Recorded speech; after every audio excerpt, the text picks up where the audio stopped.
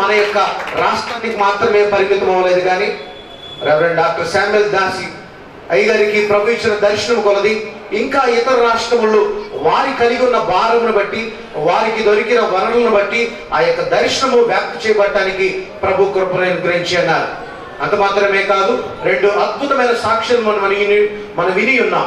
అంత మాత్రమే కాదు, ఇక్కడ వారిని స్టూడెంట్స్ మనం అడిగినట్లయితే వారు ఎంతో కన్నీటి అనుభవాలను మనతో పంచుకోగలరు. అదే రీతిలో ఇంకా మీరు ఎరిగిన వారు ఎవరైనా సేవ చేయాలని భారం ఉండి వారు దూరం వెళ్ళలేని పరిస్థితుల్లో మీ బంధువుల్లో కానీ మీ మందిరాల్లో కానీ ఎవరైనా మీకు తెలిసిన వారు ఉన్నట్లయితే అటువంటి వారికి లైఫ్ వ్యూవర్స్ ను పరిచయం చేయండి. మీరందరూ పరిచయం చేస్తారా చేయరా? గట్టిగా చెప్పాలి. ప్రార్థన చేయాలి, పరిచయం చేయాలి. దేవుని యొక్క మహాకృపను మనం జ్ఞాపకం చేసుకుంటూ కాలేజీ రిపోర్ట్ ఇవ్వటం జరిగింది. ఈ సమయంలో మన మధ్యలో ప్రజెంటేషన్ ఆఫ్ స్టూడెంట్ అని రాయబడింది. సహోదరులు కోటేశ్వరరావు గారు ఉన్నారా? వారు వచ్చి ప్రజెంటేషన్ ఇవ్వాల్సిందిగా కోరుచున్నాం. ద్వారా ఏం నేర్చుకున్నారు, ఏ విధంగా బలపరచబడ్డారు ఆ విషయాన్ని తెలియపరచవలసిందిగా కోరుచున్నాం. సహోదరులు కోటేశ్వరరావు గారు వస్తారు. ఆ తదుపరి వెన్నెల గారు, సహోదరి వెన్నెల గారు వారు సిద్ధపడవలసిందిగా కోరుచున్నాం. ఏర్పాటు చేసిన దైవజనులు స్వామిలు గారికి మరి వచ్చిన మీ అందరూ కూడా ప్రత్యేక వందనాలు చెల్లిస్తున్నాను. అయితే నేను ఈ బైబిల్ కాలేజీకి వచ్చిన తర్వాత దేవుడి మహాకృపను బట్టి కొన్ని అర్థాలు నాకు అంతకుముందు నేను ఆరాధనకి వెళ్ళేవాడిని, అది తప్పని అనట్లేదు. కానీ ఈ క్లాస్కి వచ్చిన కానీ కొంచెం లోతైన మరణంలో ప్రభు నాకు బయటపరిచాడు.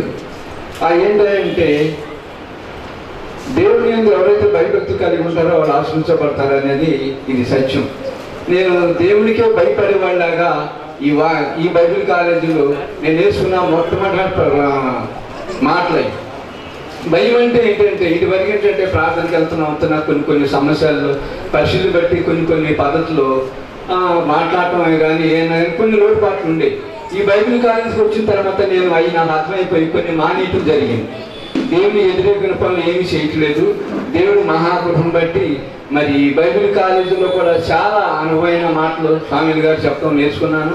కానీ నేను బైబిల్ కూడా 4 సార్లు పూర్తిగా చదివాను, కానీ ఒక్క ముక్కనే అర్థం వల్ల 5వ రౌండ్ మొదలు పెడదాము సమయంలో మళ్ళీ నాకు ఒక్క ముక్క అర్థం అవ్వలేదు. ఎందుకంటే పక్కన పెట్టేశాను. అనుకోకుండా మరి దైవజనులు మా ఊరు రావటం, మరి కాలేజీ ఏర్పాటు చేయటంలో అప్పుడు కొంచెం బైబిల్ తీయటం మొదలుపెట్టాను. అప్పుడు ఆ కాలేజీ నేను బైబిల్ ఏదో తీయకూడదు అనుకున్నాను. బైబిల్ కాలేజీ వచ్చిన తర్వాత అయ్యగారు చెప్తున్న మాటలను బట్టి బైబిల్లో వాక్యాలు అద్భుతంగా నా హృదయంలో అతుకుపోయింది. అప్పటి నుంచి కూడా దేవుని మహాకృపను బట్టి నేను చాలా నేర్చుకున్నాను ఈ బైబిల్ కాలేజీ ద్వారాగా. మరి ఇక్కడ వచ్చిన బిడ్డలందరూ కూడా వచ్చేటప్పుడు చాలా ఇదిగా వచ్చేవాళ్ళం కాలేజీకి. ఇంటికి వెళ్ళేటప్పుడు ఆ మాటలు మేమందరం చాలా సంతోషంగా ఆనందంగా వెళ్ళేవాళ్ళం. మరి దేవుని మహాకృపను బట్టి చాలా నేర్చుకున్నాము. దేవుని చిన్న సాక్షి దేవుడు దీవించునుగా.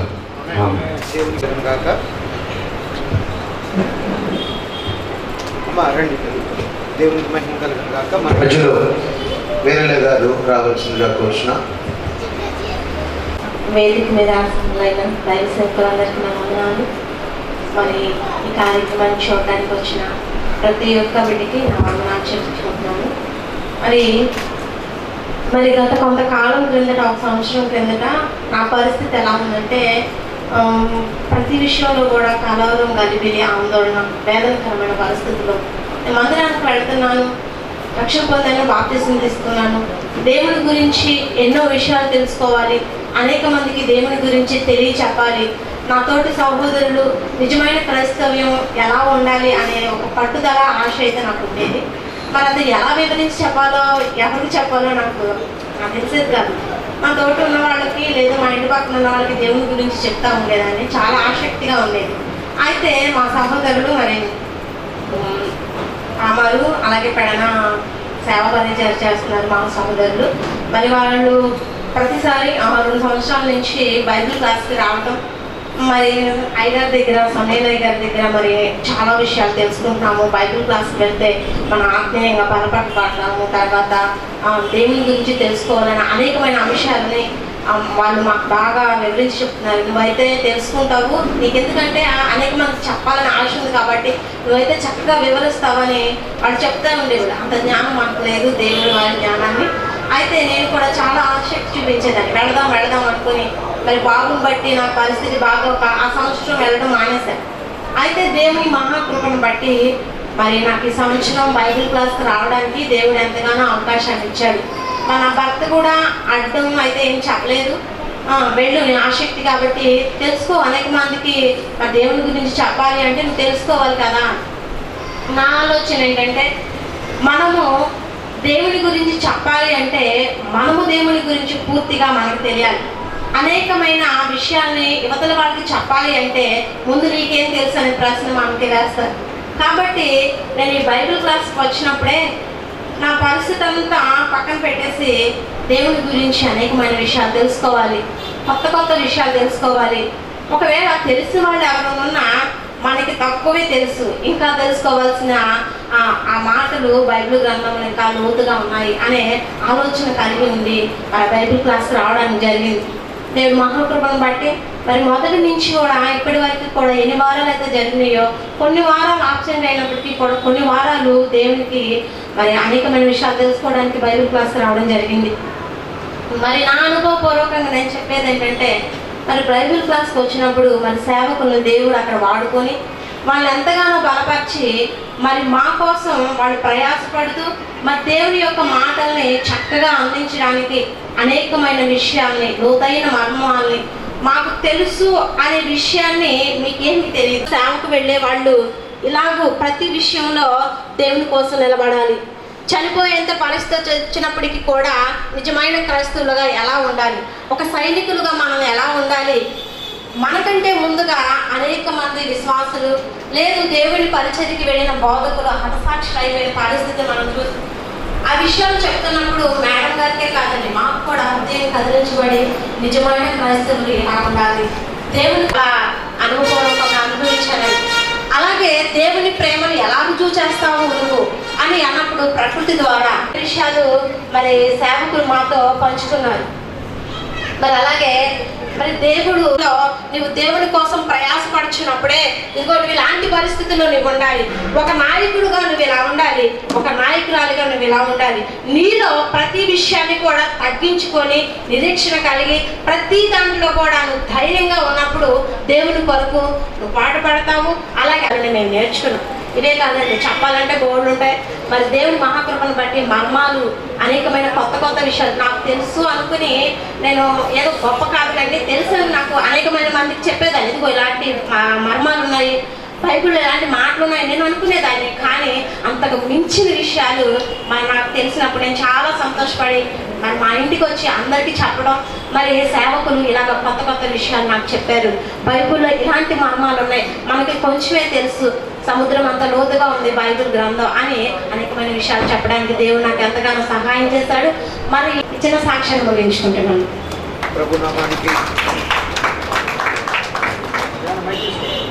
ప్రభునామానికి మహిమ కలుగును గాక.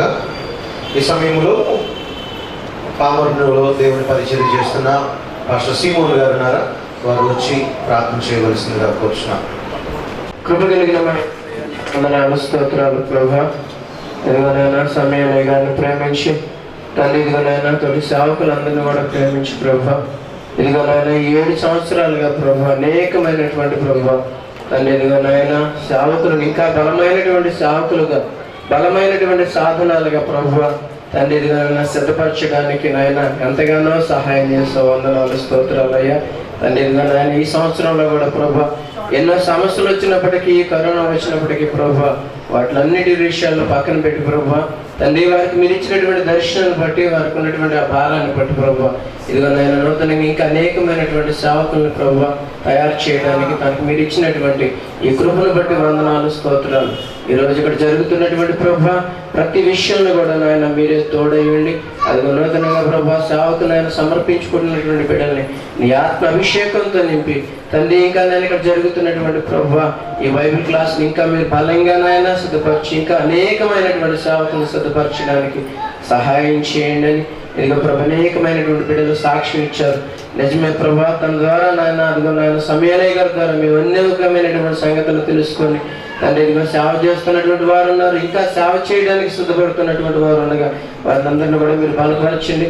ఇక్కడ వాక్యాన్ని బోధిస్తానికి ప్రభు నిలబడుతున్నటువంటి మీ సేవకు నీ ఆత్మ అభిషేకంతో నింపి తండ్రి మా అందరికి కావాల్సినటువంటి నీ శ్రేష్టమైనటువంటి మాటలు బోధించి బలపరచమని యేసు నామములో ప్రార్థించి అడిగి వేడుకొనుచున్నాము తండ్రి, ఆమేన్. లైఫ్ వ్యూవర్స్ శామ్యూల్ గారు ప్రార్థనాపూర్వకంగా ఆలోచించి ఒక మంచి వర్తమానికులు, ఇందాక చెప్పినాను కదా, దేవుని యొక్క పిలుపు మాత్రమే కాదండి, మంచి సాక్ష్యం కలిగిన దైవజనులు వారు దేవుని యొక్క వర్తమానాన్ని మనకు అందిస్తుండగా ప్రత్యేకంగా గ్రాడ్యుయేటింగ్ కాబోతున్న స్టూడెంట్స్ దేవుని యొక్క వాగ్దానం మీరు పొందుకొని పరిచర్యలో ముందు కొనసాగినట్లుగా మీ పరిచర్య అంతయు దైవజనులు ఇచ్చే వర్తమానం మీ అందరికి ఆశీర్వాదకరంగా ఉన్నట్లుగా ప్రార్థనాపూర్వకంగా ఉండి వాక్యాన్ని వినాలని ఆశపడుతున్నాను. ఈ సమయంలో రెవరెండ్ కె సుధాకర్ గారు దేవుని యొక్క వర్తమాన్ని ఇస్తారు. హల్లెలూయా. అందరూ కూడా ఒకసారి దేవునికి స్తోత్రాలు చెల్లిద్దాం. హల్లెలూయా. చాలా సంతోషకరమైన దినం ఈరోజు. మరి ప్రత్యేకించి నన్ను ఆహ్వానించిన దైవ సేవకులు మరి రెవరెండ్ డాక్టర్ శామ్యూల్ దాసి గారు, అలాగే మరి యొక్క లైట్ వ్యూవర్స్ డిసైబుల్ కాలేజ్ యొక్క వ్యవస్థాపకులు, మరి ఈ విధంగా నన్ను ఆహ్వానించడానికి, అలాగే స్టేజ్ మీద ఉన్న మరి టీచర్స్ అందరికీ, అలాగే మీ అందరికి, అలాగే తండ్రి గారికి, ప్రభుపేట పాస్టర్ గారికి, ఉన్న బిడ్డలందరికీ, అలాగే సేవ చేయడానికి సిద్ధపడుతున్న బిడ్డలందరికీ కూడా ప్రభుపేట వందనాలు తెలియపరుస్తూ ఉన్నా. దేవునికి స్తోత్రాలు చెల్లిద్దాం. హల్లెలూయా. మరి నన్నైతే గత 2 సంవత్సరాల నుంచి దైవ సేవకులు శామ్యూల్ గారు ఎంతో ప్రేమించి ఆహ్వానిస్తూ ఉన్నారు. మరి దైవ సేవకులు పరిచయం చేసింది నాకు నా స్నేహితులు కేతన్కొండ ఎలీషా గారు ద్వారా అట్లా ఇక్కడికి రావడం జరిగింది. మరి దేవుని యొక్క వర్తమానం అందించడానికి, అలాగే ప్రతి సంవత్సరం కూడా దైవ సేవకులను ప్రోత్సహించడానికి ప్రభు ఎంతో ఈ అవకాశం నాకు ఇస్తున్నారు. కొన్ని నిమిషాలు దేవుని మాటలు మనం విందాం జాగ్రత్తగా. అలాగే మరి రేపు ట్రైనింగ్ అయ్యి రోజు పట్టుకుంటూ అలా పట్టుబద్దులు అవుతూ మరి రేపు ఆయా ప్రాంతాల్లో సేవ చేయడానికి దేవుడు మీకు ఎంతో తర్ఫీదులు ఇచ్చారు. ప్రతిదానికి కూడా ట్రైనింగ్ అనేది చాలా అవసరం. మరి ఏదో మనకు తెలిసి చెప్పడం కన్నా ట్రైనింగ్ ద్వారా అనేక విషయాలు మనం నేర్చుకోగలుగుతాం. మరి దేవుడు దైవ సేవకులకు ఇచ్చిన ఈ యొక్క దర్శనము సంకల్పం ద్వారా మరి ఈ విధంగా ఈ కార్యక్రమాన్ని కొనసాగించడానికి దేవుడు ఎంతో కృప చేశారు. రాబోయే రోజుల్లో ఇంకా ఎక్కువగా అనేకమైన మరి సేవకులు తర్ఫీదు పొంది ఆంధ్ర రాష్ట్రంలో కాదు ప్రపంచవ్యాప్తంగా కూడా ఈ యొక్క బైబిల్ స్కూల్ ఏర్పాటు అవ్వాలని నేను నమ్ముతూ ఉన్నారు, విశ్వసిస్తూ ఉన్నారు. కాబట్టి ఖచ్చితంగా ప్రార్థన చేస్తామని ప్రభుపేట మీ అందరికీ కూడా తెలియపరుస్తూ ఉన్నాం. దేవునికి స్తోత్రాలు చెల్లిద్దాం. హల్లెలూయా. మరి ఈరోజు ఈ యొక్క మధ్యాహ్నకాల సమయంలో మరి ఒక అంశం అండి, మనం గ్రేట్ కమిషన్ గురించి కొన్ని విషయాలు మనం నేర్చుకుందాం. యేసు ప్రభువారు మీకు తెలుసు 2000 సంవత్సరాల క్రితం ఈ లోకానికి వచ్చారు. ఆయన 33.5 సంవత్సరాలు జీవించారు. 33.5 సంవత్సరాలు జీవించిన తర్వాత మరి 3.5 సంవత్సరాలు పరిచర్య చేసి 3.5 సంవత్సరాలు పరిచర్య చేసి ఆయన చనిపోయి పాతి పెట్టబడి ఆ యొక్క గల్గుతా కొండలో మన అందరి కొరకు ఆయన ఎంతగానో తనకు తాను బలిగా అర్పించుకుని, అలాగే తర్వాత తిరిగి లేచి 3వ దినాన పాతి పెట్టబడి తిరిగి 3వ దినాన లేచి మరి అందరికీ కనబడి ఆయన వెళ్ళిపోతూ చెప్పాడు, ఒక మంచి కమిషన్ ఇచ్చారు. ఆ వాక్యాన్ని మనం ఒకసారి చూద్దాం. మత్తయి రాసిన సువార్త 28వ అధ్యాయము 18 నుంచి 20 వచనాలు చూద్దాం. అందరూ కూడా పరిశుద్ధ గ్రంథం ఉన్నవారు తెరవండి. మత్తయి రాసిన సువార్త 28వ అధ్యాయము 18 నుంచి 20 వచనాలు మనం చదువుకుందాం. చదవండి, ఎవరైనా చదివేవాళ్ళు. అయితే యేసు వారి యొద్దకు వచ్చి పరలోకమందును భూమి మీదను నాకు సర్వాధికారం ఇవ్వబడి ఉన్నది, కాబట్టి మీరు వెళ్ళి. అందరూ కూడా చెప్పండి, కాబట్టి మీరు వెళ్ళి. అది ప్రభు మీకు ట్రైనింగ్ ఎందుకు ఇచ్చారంటే వెళ్ళడానికి. ఈరోజు చక్క పట్టా తీసుకుని హాయిగా ఇంటికి వెళ్ళిపోయి, కొంతమంది మళ్ళీ ఒకవేళ ఏమన్నా జాబ్ చేసేవాళ్ళు ఉంటే ఆ సర్టిఫికెట్ లామినేషన్ చేసి గోడకు పెట్టేసి ఇంకెక్కడెక్కడో తిరగడానికి కాదు. దేవుడు మిమ్మల్ని వెళ్ళమన్నాడు. ఎందుకు వెళ్ళమన్నాడు కొన్ని విషయాలు మనం చూద్దాం. చదవండి అమ్మా. సమస్త శిష్యులుగా చేయుడి, తండ్రి యొక్కయు కుమారుని యొక్కయు పరిశుద్ధాత్మ యొక్కయు వారికి బాప్తీసమిచ్చుచు నేను మీకు ఏ సంగతులు ఆజ్ఞాపించుతునో వాటిని అన్నిటినీ గైకొనవలని వారికి బోధించుడి. ఇదిగో యుగ సమాప్తి వరకు సదాకాలం మీతో కూడా ఉన్నానని వారితో చెప్పారు. దేవునికి స్తోత్రాలు చెల్లిద్దాం. మరి యేసు ప్రభు వారు ఇచ్చిన మనకు ఒక గ్రేట్ కమిషన్ అనండి, లేకపోతే ఆయన ఇచ్చిన ఒక మిషన్ అనండి, ప్రభు మనకి ఇచ్చిన ఒక బాధ్యత అనండి. ఇది ప్రతి వారు కూడా రక్షణ పొందిన వారు, ట్రైనింగ్ అయిన వారు అందరూ కూడా ఏం చేయాలంటే మనం వెళ్ళాలి. ఎందుకు వెళ్ళాలో ఒకసారి కూడా చూద్దాం. చూడండి, మార్కు సువార్త 16వ అధ్యాయము 15 నుంచి 18 వచనాలు. మీకు ఈ 2 మాటలు కూడా చూడండి. మీరు సర్వలోకానికి వెళ్ళి, అది మనం ఎందుకు వెళ్ళాలంటే సర్వ సృష్టికి ఏం చేయాలంటే సువార్తను ప్రకటించాలి. ప్రియమైన దేవుని బిడ్డలారా, దేవుడు మనకి ఇచ్చిన ఈ మిషన్ ఏంటంటే అందరికీ కూడా మనం ఏం చేయాలి, యేసు ప్రభువును కూర్చిన వార్త మనం అందరికీ కూడా చెప్పాలి. మనకి వేరే వాళ్ళతో ఆ తర్కాలు ఈ తర్కాలు మనకు అనవసరం. మనకు తెలిసింది యేసై ఒకటే. యేసైను కూర్చిన వార్త అందరికీ కూడా మనం ఏం చేయాలి, ప్రకటించాలి. తర్వాత చూడండి, నమ్ము బాప్తీసం పొందిన వాడు రక్షింపబడును, నమ్మని వారికి శిక్ష విధింపబడును. నమ్మిన వారి వలన ఈ సూచక్రియలు కనబడును. ఏమనగా నా నామమున దెయ్యములను వెళ్ళగొట్టుదురు, కొత్త భాషలు మాట్లాడుదురు, పాములను ఎత్తిపట్టుకుందరు, మరణకరం ఏదైనా తాగినను అది వారికి హాని చేయదు, రోగుల మీద చేతులు వచ్చినప్పుడు వారు స్వస్థత నొందిందని వారితో చెప్పాను. ఇలాగ ప్రభువు మాట్లాడిన తరువాత పరలోకమునకు చేర్చుకొనబడి దేవుడి కుడి పార్శ్వమున ఆసీనుడయ్యను. వారు బయలుదేరి వాక్యమంతా ప్రకటించిరి. ప్రభు వారికి సహకారి అయి ఉండి దేవునికి స్తోత్రాలు చెల్లిద్దాం. ఈ 2 వాక్య భాగాల్లో మనం చూసాం. యేసు ప్రభు వారు చెప్పిన మాట, మీరు వెళ్ళాలని చెప్పారు. ఎందుకు వెళ్ళాలి అంటే ఈ సువార్తను మనం ఏం చేయాలంటే అనేకులకి ప్రకటించాలి. ఈ గాస్పల్ పాస్టర్ గారు నిజమే, ఇది అందరికీ చెప్పమంటున్నారు. దీన్ని చెప్పడం వల్ల మాకు కలిగే లాభం ఏంటి, ఇది చెప్తే ఏమొస్తుంది, ఈ గాస్పుల్ చెప్తే, లేకపోతే ఈ మంచి వార్త చెప్తే, ఈ గుడ్ న్యూస్ చెప్తే ఏం జరుగుద్ది, ప్రభు ఎందుకు వెళ్ళమన్నారు, ఈ సువార్త ఎందుకు చెప్పమన్నారు అన్న విషయాలు మనం ఒకసారి చూద్దాం. మొదటి పాయింట్ గా చూస్తే ఈ గాస్పుల్ ఏం చేస్తుందంటే, ఈ సువార్త ఏం చేస్తుంది. ఒకవేళ ఈ సువార్త మీరు చెప్పడానికి వెళ్ళినప్పుడు ఈ సువార్త చెప్పడం ద్వారా జరిగే కొన్ని కార్యాలు మీకు నేను చెప్తూ ఉన్నా. ఈ రోజు నిజంగా మీరు ఎంత మరి ఒక 1 year నుంచో 2 years ట్రైనింగ్ అయ్యారు. 1 year ఎన్ని ఇయర్స్ అండి? 1 year 2 years ట్రైనింగ్ అయ్యి ఉన్నారు. ఈ ట్రైనింగ్ అయిన తర్వాత మీరు చేయవలసిన పని, యేసు ప్రభువును గురించిన వార్త మీరు ఏం చేయాలి, అనేకులకి చెప్పాలి. మీకు తెలియదని కాదు, కానీ కొన్ని విషయాలు మనం వినాలి. దేవునికి స్తోత్రాలు చెల్లిద్దాం. హల్లెలూయా. మరి ఇక్కడ చెప్తూ ఉన్నారు, గాస్పుల్ విల్ ప్రొడ్యూస్ ఫెయిత్. దేవునికి స్తోత్రాలు చెల్లిద్దాం. ఈ సువార్త ఎందుకు చెప్పాలి అంటే, ఈ సువార్త ఏం చేస్తుందంట, విశ్వాసాన్ని ఉద్భవింపచేస్తుంది, ఉత్పత్తి చేస్తుంది. ఈ విశ్వాసం అనేది ఎక్కడ దొరకదు. ఎక్కడ కొట్లోకి వెళ్ళి దొరుకుద్దా అంటే దొరకదు. ఈ విశ్వాసం ఎక్కడ దొరుకుద్ది చూడండి. రోమీయులకు రాసిన పత్రిక 10వ అధ్యాయం 17వ వచనం ఏమనుందో తెలుసా? కాగా వినుట వలన ఏం కలుగుద్ది? విశ్వాసము కలుగును. వినుట క్రీస్తును గూర్చిన మాట వలన కలుగును. దేవునికి స్తోత్రాలు చెల్లిద్దాం. కాబట్టి యేసు ప్రభువుని గురించి నువ్వు చెప్పలేదనుకోండి, యేసు ప్రభువుని గురించిన వార్త నువ్వు చెప్పలేదనుకోండి, ఈ గుడ్ న్యూస్ నువ్వు చెప్పకపోతే, చెప్పడానికి నువ్వు వెళ్ళకపోతే ఎదుటి వాళ్ళలో ఏం జరగదు, విశ్వాసము దొరకదు. కాబట్టి విశ్వాసం దొరకకపోతే వాళ్ళు ఎలా దేవుని నమ్ముతారు? కంపల్సరీగా దేవుని దగ్గర నుంచి నువ్వు ఏం తీసుకోవాలని, నీకేం కావాలో తెలుసా?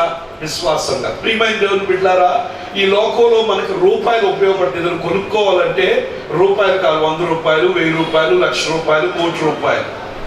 పరలోకం నుంచి పరలోకంలో ఉపయోగపడే కరెన్సీ ఏంటంటే విశ్వాసం. దేవుని స్తోత్రాలు చెల్లిద్దాం.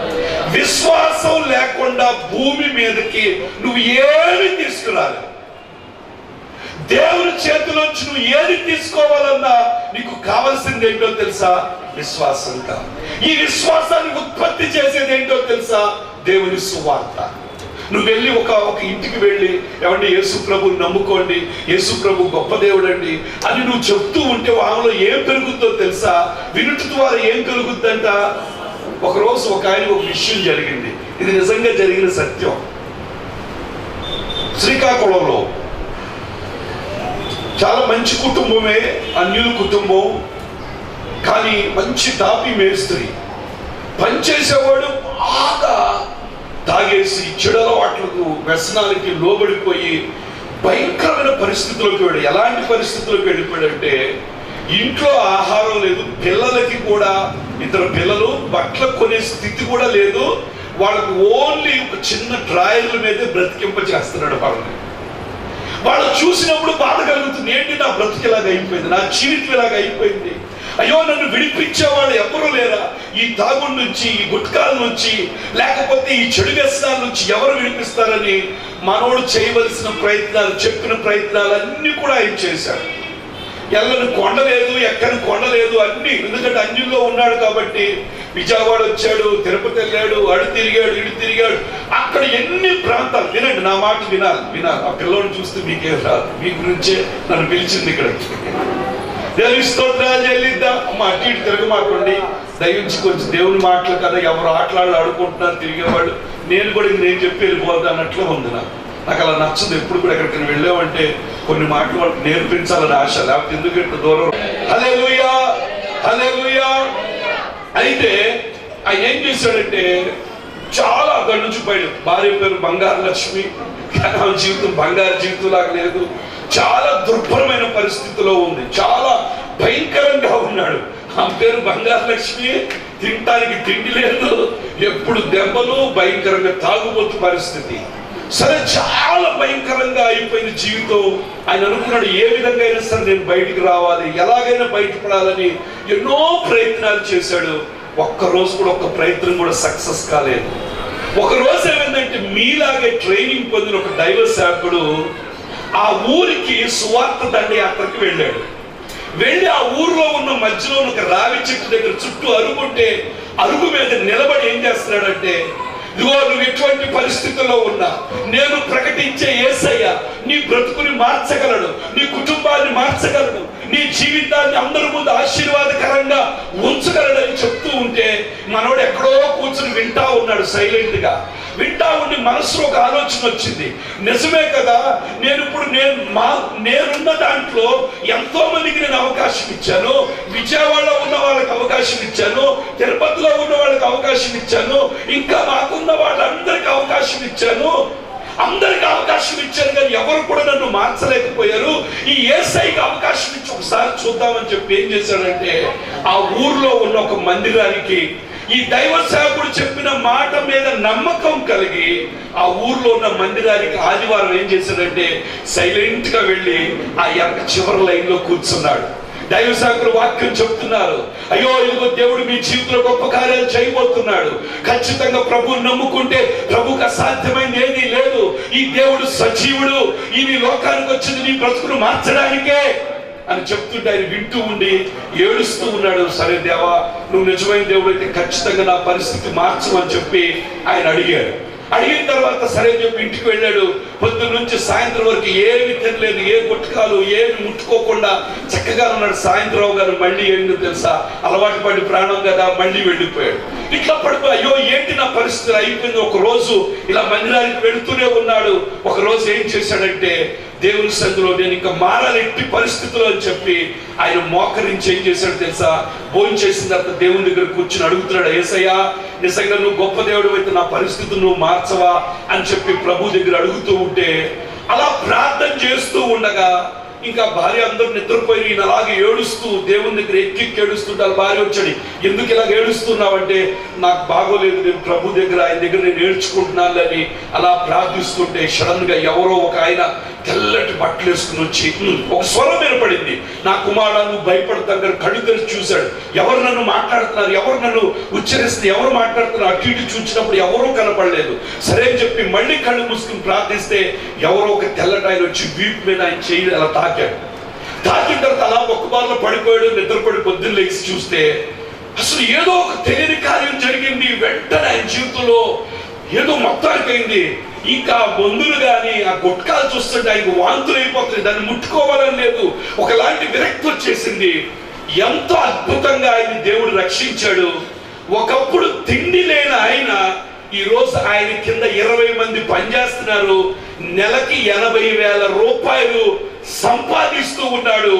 సంవత్సరానికి ఒకసారి ఊరు మొత్తానికి పిలిచి భోజనాలు ఏర్పాటు చేసి దైవ సేవకులతో వాక్యం చెప్పించి, ఎందుకో తెలుసా, ఇలా చెప్పడం ద్వారా నాలాగా ఎవరైనా ఒక్కరు విని బాగుపడతారేమోనని ఆ నాయుళ్ళు కులంలో ఆ ఊరిలో నిలబడి అందరికి సువార్త చెప్తూ ఉన్నాడు. మొన్న నా దగ్గరికి వచ్చి, అయ్యగారు నాకు 80,000 వస్తుంది నెలకి, ఇది ఈ సంవత్సరం డబల్ అవ్వాలని నేను ఇష్టపడుతున్నాను, ప్రార్థన చేయండి, నా ఆశ 1,60,000 సంపాదించాలి, ప్రతి నెల దేవునికి దైవ సేవకులకి కానుక దశంభాగం ఇవ్వాలి, ఇంకా నేను ఈ ఊరు కాదు పక్క ఊరిలో కూడా భోజనాలు పెట్టి దేవుని వాక్యాన్ని చెప్పాలని. దేవునికి స్తోత్రాలు.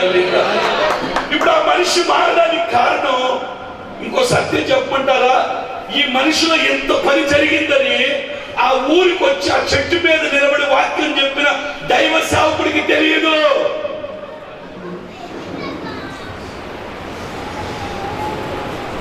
ఆ సంచి వేసుకుని మైకు పట్టుకుని ఈ రోజుల్లో ఆ అవకాశం పోయింది. నేను కూడా 250 గ్రామాలు తిరిగాను.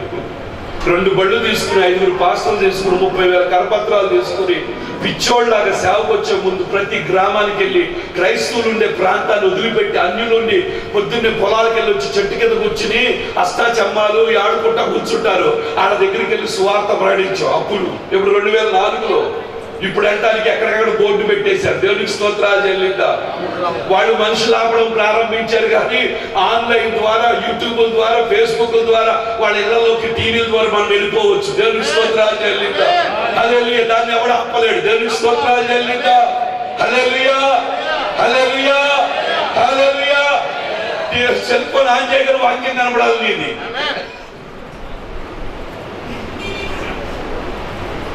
ఆ దైవ సేవకుడికి తెలియదు. నేను వచ్చి ఈ చెట్టు మీద నిలబడి వాక్యం చెప్తే ఒక వ్యక్తి మారి ఈ రోజు గ్రామాన్ని తలకిందులు చేస్తాడన్న విషయం ఆ దైవ సేవకులకి ప్రియమైన దేవుని బిడ్డలారా.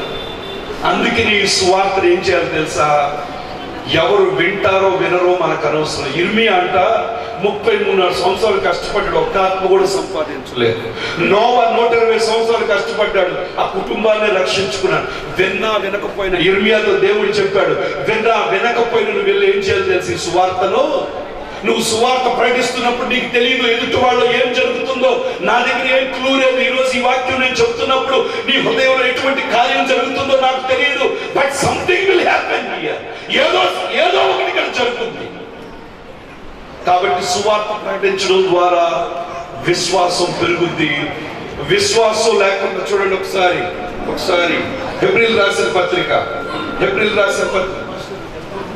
అధ్యాయం 6వ వచనం. విశ్వాసం లేకుండా దేవునికి ఇష్టడై ఉండుట అసాధ్యం. దేవునికి స్తోత్రాలు చెప్పండి. హల్లెలూయా. విశ్వాసం లేకుండా దేవుడికి ఇష్టడై ఉండుట అంటే దేవుడికి ఇష్టంగా పిల్లలు మార్చాలి అంటే నువ్వు వెళ్ళి ఏం చేయాలి, ఎవరి గురించి చెప్పాలి? ఎవరో ఒక విషయం గురించి పెట్టుకోండి. ఎవరో గ్రంథాలు మనకు అనవసరం అండి. నీకు తెలిసిన గ్రంథం విషయాలు చెప్పద్దు. దేవునికి స్తోత్రాలు చేయాలి. ఇంకా పక్కన చెప్పండి, ఏసై గురించే చెప్పండి, దేవుడి గురించి చెప్పద్దు. ఎవరి గురించి చెప్పాలి? కొంతమంది పూర్తిగా తెలియదు, దీంట్లో తీసుకొచ్చి కలగాపలకం చేసి గందరగోళం చేస్తూ ఉంటారు. దేవునికి స్తోత్రాలు చేయలేక నువ్వు చెప్పాల్సింది ఎవరి గురించి చెప్పాలి? సర్వలోకానికి వెళ్ళి సర్వ సృష్టికి ఏం చెప్పాలి? ఒక వ్యక్తి రక్షింపబడాలి అంటే ఖచ్చితంగా ఆయనకి ఏమవ్వాలి? యేసయ్య నామం వాళ్ళకి తెలియాలి. యేసయ్య నామం అన్ని నామముల కన్నా పై నామం అన్న విషయం వాళ్ళకి ఏమవ్వాలి? అర్థం అవ్వాలి. దేవునికి స్తోత్రాలు చెల్లిద్దాం. హల్లెలూయా, హల్లెలూయా, హల్లెలూయా, హల్లెలూయా. కాబట్టి యేసయ్య నామం అందరికి కూడా తెలియాలి. మొదటిగా గాస్పుల్ ఏం చేస్తుందో తెలిసి ఈ సువార్త విశ్వాసాన్ని ఉత్పత్తి చేస్తుంది. రెండోదిగా యేసయ్య నామాన్ని తెలియపరచుద్ది. మూడోదిగా చూడండి, మూడోది gospel will introduce a salvation.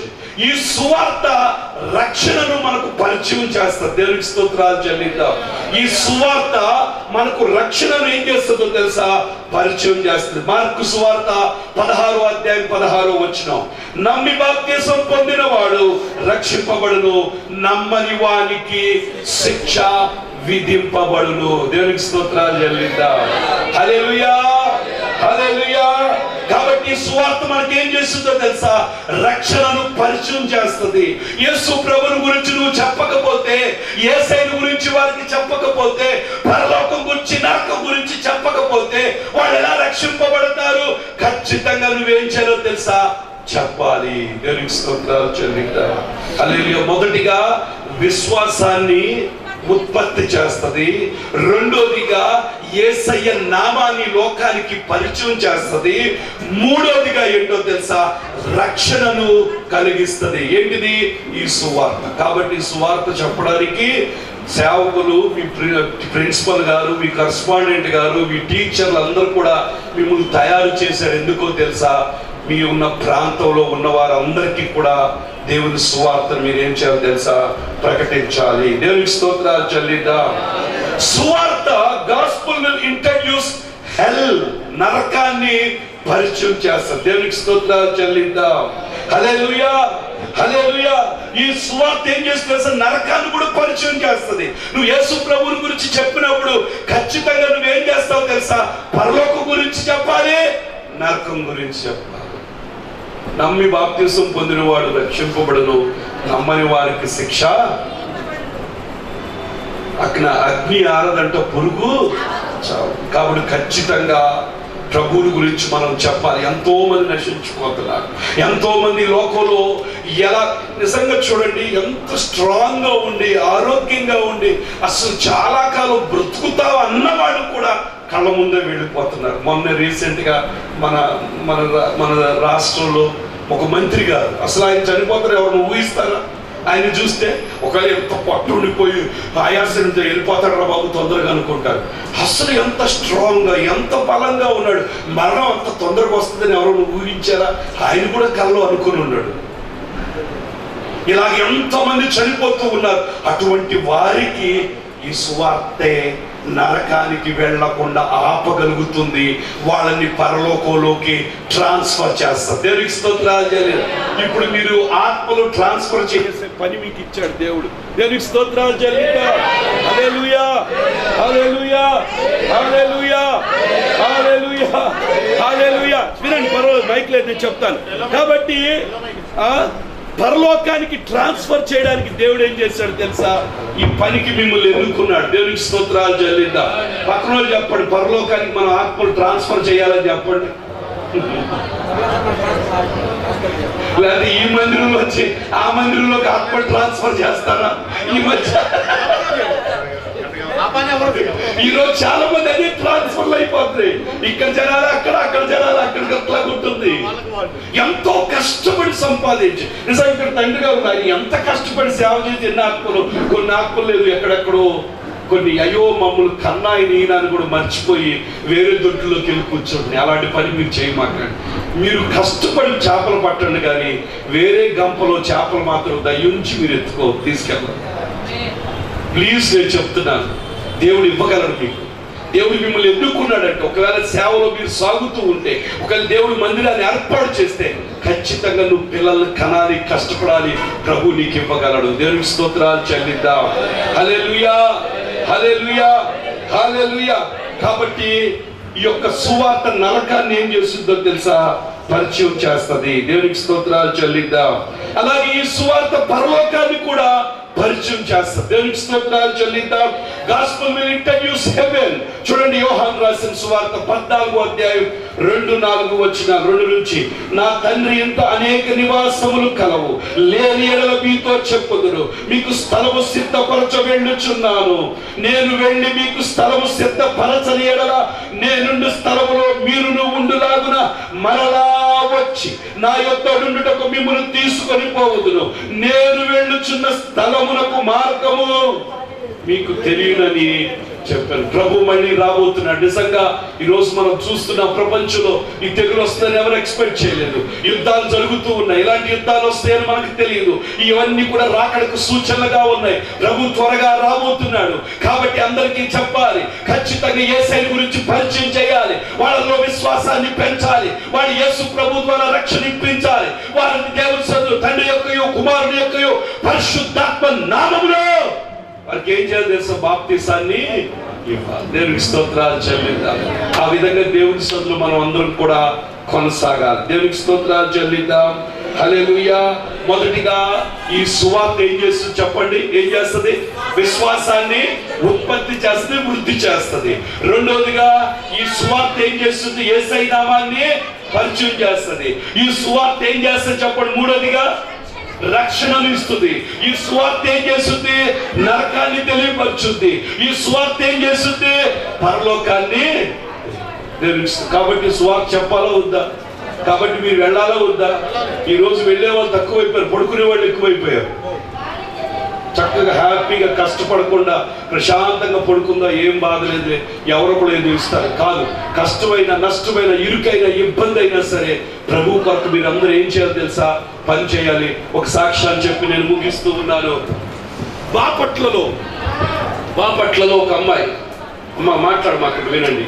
ఒకరోజు బాపట్ల ఒక దైవ సేవకుడు వాక్యాన్ని చెప్పడానికి వెళ్ళేసరికి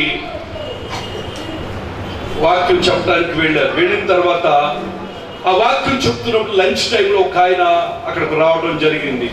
ఆయన వచ్చి, పాస్టర్ గారు ఒకసారి మా ఇంటికి వస్తారా, ప్రార్థన చేస్తారా అని చెప్పి అడిగితే, ఆయన అడిగాడు ఏంటంటే ప్రాబ్లం అంటే, మా అమ్మాయికి ఒంట్లో బాగలేదండి, ఒక భయంకరమైన రోగం వచ్చింది, ఆ యొక్క బలహీనత కొరకు ప్రార్థించడానికి మీరు రావాలని చెప్పడం జరిగింది.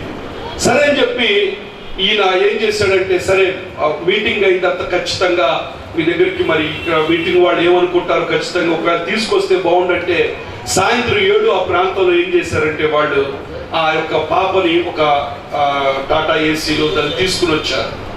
పాప చూస్తే చాలా అందంగా ఉంది. వాళ్ళు బ్రాహ్మణులు. ఇక్కడ వరకే చలనం, ఇక్కడ నుంచి చలనం లేదు ఆమెకి, ఇక్కడ నుంచి చలనం లేదు, ఇంకేం కదలదు. అలా మంచం మీద తీసుకొచ్చి పెట్టారు. దైవశాఖలతో ప్రార్థన చేస్తే ఆమె రక్షణ పొందుతామని. దైవశాఖల పాప దగ్గర రాగానే, ఆ పాప పేరు శ్రీదేవి, పాప దగ్గరికి రాగానే ఆ పాప చూసి, అయ్యగారు వందనాలు అని చెప్పి నోటితో చెప్పింది, చేతులు కదపలేదు. ఇక్కడ నుంచి అసలు కదలదు అనమాట. ఇక్కడ నుంచి ఆమెకు స్పర్శ, మాట, చూపు ఉందన్నమాట. ఆమె చెప్పింది, అయ్యగారు మేము కరుణామయుడు సినిమా చూసి రక్షణలోకి వచ్చాం. నేనైతే ప్రభువుని నమ్ముకున్నాను. మా నాన్నగారు ఇప్పుడే, ఆయన లెక్చరరు, కొంచెం నమ్ముకుంటున్నారు. మేము బ్రాహ్మణ కుటుంబంలో పుట్టాము. దేవుడు నాకు ఇప్పుడు వరకు నాకు చాలా మంచి పేరు చేశాడు. ఇంకా నేను సజీవంగా ఉన్నాను చెప్తే పాస్టర్ గారికి అర్థం కాల, ఏంట్రా ఇలా మాట్లాడుతుందని చెప్పి అలాగ అనుకున్నారు. ఒంటి మీద దోమలు కొడుతున్నాయి. అయినప్పుడు కూడా దైవ శాఖలు నూరేసి ప్రార్థన చేసి ఆమెను ఏం చేశారంటే ఇంటికి పంపిస్తే ఆమె ఒక మాట చెప్పింది, అయ్యగారు మాకు చాలా బైబిల్లో కొన్ని అనుమానాలు, కొన్ని మాకు ప్రశ్నలు ఉన్నాయి, వాటికి మేము ఉత్తరాలు రాస్తాం, వాటికి జవాబు ఇస్తారా మీరు అని అడిగితే ఖచ్చితంగా జవాబు ఇస్తారని చెప్పి దైవ శాఖలు ఇంటికి వెళ్ళిపోయారు. వెళ్ళిన తర్వాత అక్కడ ఉన్న టీంకి చెప్పారు, ఏమనంటే, అమ్మా ఇదిగో మీకు ఉత్తరాలు వస్తాయి, ప్రతి నెల కూడా 2-3 ఉత్తరాలు ఈ యొక్క బాపట్ల నుంచి శ్రీదేవి అనే అమ్మాయి రాస్తుంది, వాళ్ళ నాన్నగారు రాసి పంపిస్తారు. కాబట్టి ఖచ్చితంగా ఈ ఉత్తరాలు మీకు అక్కడ అడిగారు వాళ్ళు మీటింగ్ వాళ్ళని, ఏమండి ఇక్కడ పోయినసారి ఒక పాపను తీసుకొచ్చారు కదా, పాప ఇల్లు మీకు తెలుసా అంటే, ఇదిగోటి ఇక్కడే చెప్పి తీసుకెళ్లేసరికి ఆ ఇల్లు మరి చాలా ఖాళీగా అనిపించింది. గేట్ పక్కన ఒక షెడ్ వేసి ఒకటి ఉంది. వెళ్ళగానే వాళ్ళు అడిగారు ఏంటంటే, ఆ యొక్క లెక్చరర్ గారు చనిపోయారండి, మరి వాళ్ళ పాప ఏదంటే ఇదిగోండి గేట్ పక్కనే ఉందని చెప్తారు. ఎలాగ షెడ్లో పడుకుని అలాగే ఉంది. వెళ్ళి అడిగాడు, అమ్మ శ్రీదేవి ఎట్లా ఉంటే, నాన్నగారు కూడా ప్రభుని నమ్ముకున్న తర్వాత ఆయన చనిపోయారు, మరి నేను ఒక్కదాన్నే ఉండిపోయారంటే, మరి ఎట్లా మరి పోస్టుల మధ్య ఎలా జరుగుతున్నాయి అంటే, నాన్నగారు నా కొరకు కొందరు ఉన్నారు, ఆ ఆయన డబ్బులు తీసుకొచ్చి నాకు ఇస్తుంటే నేను ఒక పని చేస్తున్నాను. ఏం చేస్తున్నావు అంటే, మా ఇంటి దగ్గర ఒక రిక్షా వాడు ఉంటే ప్రతి బుధవారం నన్ను రైల్వే స్టేషన్ దగ్గర తీసుకెళ్తాడు, గురువారం ఏమో బస్ స్టాండ్ దగ్గర తీసుకెళ్తాడు. నాకు ఒక దుప్పటేసి దాని మీద నన్ను పడుకోబెడితే అక్కడ పడుకొని నేను యేసయ్య నమ్ముకోండి, యేసయ్య నమ్ముకోండి అని చెప్పి నేను ఇలా సువార్త చెప్తూ ఉన్నాను. అయ్యారు ఒక్కసారి ఆయనకి అర్థం కాల, కళ్ళకి నీళ్ళు తిరిగిపోయి అసలు ఒళ్ళు కదలట్లేదు. వాళ్ళ నాన్నగారు ఆమె పోషణకి ఇస్తే ఆ డబ్బుల్లో కొంత తీసి రిక్షా వాడిని పెట్టుకుని ఆమె వెళ్ళి ఏం చేసిందంటే రైల్వే స్టేషన్ దగ్గర, బస్ స్టాండ్ దగ్గర ఇలా దేవుని సువార్త ప్రకటిస్తూ ఉందని. సరే అని చెప్పి దైవ సేవకుడు అయ్యో ఇలాగని చెప్పి ఉపకార్యం చేస్తాడని చెప్పి ఆయన వెళ్ళిపోవడం జరిగింది. ఆ తర్వాత ఆయన 2 సంవత్సరాల తర్వాత రాజమండ్రిలో వాక్యం చెప్పడానికి వెళితే అక్కడ ఈయనకి వాక్యానికి ముందు ఒక ఆయన నిలబడి శ్రీనివాస్ గారు అని చెప్పి ఆయన ఏం సాక్ష్యం చెప్తూ ఉన్నాడు. మా ఆత్మీయ తల్లి మమ్మల్ని ఇలా రక్షించింది, మా ఆత్మీయ తల్లి పేరు శ్రీదేవి గారు బాపట్లో, ఆమె ద్వారా నేను రక్షణలోకి వచ్చిన కుటుంబంలోకి ఇప్పుడు మేము దేవుని కొరకు జీవిస్తున్నామని చెప్పి. ప్రియమైన దేవుని బిడ్డలారా, కాళ్ళు లేనామే ఒక 300 సేవకులు లేవనెత్తగలిగితే కాళ్ళు చేతులు ఉన్న మనము ఎంతమందిని మనం లేవనెత్తాలి, ఎంతమందిని పురుకొల్పాలి, ఎంతమందిని ప్రభు కొరకు మనం సంపాదించాలో ఒక్కసారి జ్ఞాపకం చేసుకోండి. ప్రభు మీతో ఉన్నాడు. ఇందాక చదివిన వాక్య భాగంలో ప్రభు అంట వెళ్ళే వాళ్ళతో పాటు ఆయన ఉంటాడు, సహకారిగా ఉంటాడని మనం చదివాం. దేవునికి స్తోత్రాలు. ఒకసారి చూడండి, ఆ మాట నేను చూపించి నాకు ఇచ్చిన సమయం అయిపోయింది కాబట్టి నేను ముగిస్తా. దేవునికి స్తోత్రాలు చెల్లిద్దాం. హల్లెలూయా, హల్లెలూయా. సంతోషికున్నారు, దేవునికి స్తోత్రాలు చెప్పండి. హల్లెలూయా, హల్లెలూయా, హల్లెలూయా, హల్లెలూయా. ఇదిగోండి, మనం చూస్తే మార్కు సువార్త 16:19లో ఏముందో తెలుసా? 16:20 వారు బయలుదేరి వాక్యమంతటా ప్రకటించి ప్రభు వారికి సహకారుడై ఉండి. వెళ్ళే వారికి, ప్రకటించే వారికి ప్రభు సహకారిగా ఉంటారు. కూర్చునే వాళ్ళకి ప్రభు సహకారిగా ఉండరు, దేవుని పనిచేసే వాళ్ళకి. ఎందుకంటే మీరు దేవుని జత పనివారు. ఖచ్చితంగా కాళ్ళు చేతులు లేని శ్రీదేవి దేవుని వాక్యం ప్రకటించినప్పుడు దేవుడు సహకారిగా ఉండి ఆమెను వాడుకుని అనేకమైన సేవకులు లేవనెత్తిన ప్రభువు మిమ్మల్ని వాడుకుని రాబోయే రోజుల్లో ఒక తలకిందులు చేసేవారుగా, భూమిని తలకిందులు చేసే మీ ద్వారా అనేక ఆత్మలు సంపాదించడానికి ప్రభు సహాయం చేస్తాడని ప్రభు పేటను తెలియపరుస్తున్నాను. కాబట్టి ప్రభు రాకడ వరకు ఈ సువార్త చెప్పడం ఆపొద్దు, ఈ సువార్త చెప్పకుండా ఉండొద్దు. ఖచ్చితంగా చనిపోయేప్పుడు కూడా మీరు సువార్త చెప్పాలి. అందరూ కూడా యేసయ్యను గురించిన వార్త చెప్పాలి. దేవునికి స్తోత్రాలు. ఏమి చెయ్యక్కర్లా, ఒక్క యేసయ్యను గురించిన వార్త.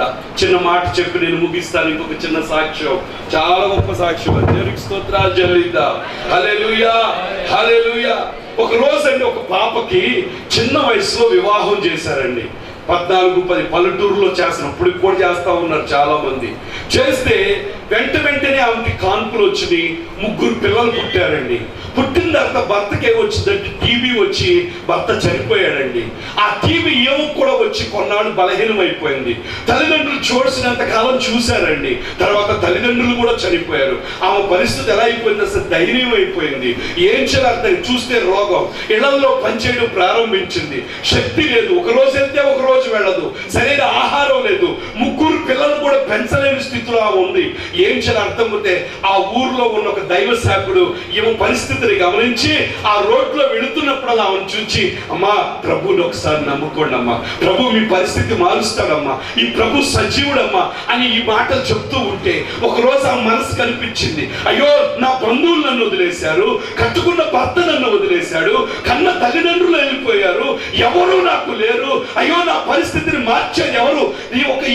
ఈ సేవకుడు నాకు చుట్టం కాదు, నా కులం కాదు, ఏమి కానప్పటికి కూడా ఈయన నా వెంటబడి చెప్తున్నాడు. ఒక మాట వింటే ఏమైంది అని చెప్పి ఈమె దేవుని సన్నిధికి వెళ్ళి అడుగు పెట్టింది. ఎప్పుడు వాడి కులంలో ఎప్పుడు ఆ సన్నిధికి వెళ్ళలేదు. అయినా కానీ భయంగానే వెళ్ళింది. వెళ్ళి వెనక కూర్చుంది సైలెంట్ గా. అందరూ ముసుగు వేసుకుంటే ఏం కూడా ముసుగు వేసుకుని కూర్చుంది. దైవ సేవకులు